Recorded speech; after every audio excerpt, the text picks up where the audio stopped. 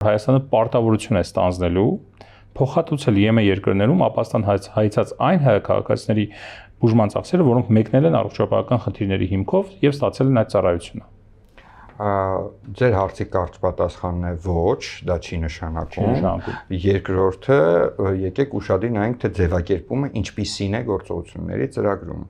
Անգլերենում, եթե նայեք, ձևակերպումը ասում է to address the issue, այսինքն հարցը հասցեագրել։ Մենք պետք է համապատասխան երկրների եւ Եվրոպական միության ուրեմն հանձնաժողովի գործընկերների հետ աշխատենք, հասցեագրենք։ Իմ իմացած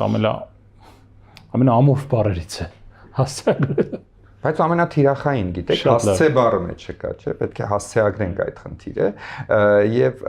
շարունակությունը եւս կցանկանայի ընթերցենք։ Այնտեղ նշված է այդ թվում տեղեկատվական արշավների միջոցով։ Այո։ Այսինքն ինչ ճանապարհով ենք հասցեագրում։ Մի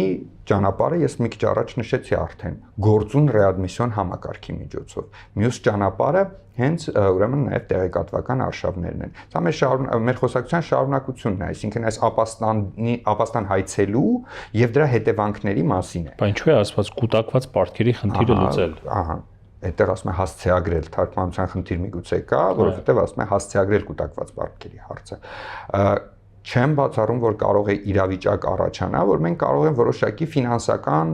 գործառնությունների մասին խոսակցություն ունենանք։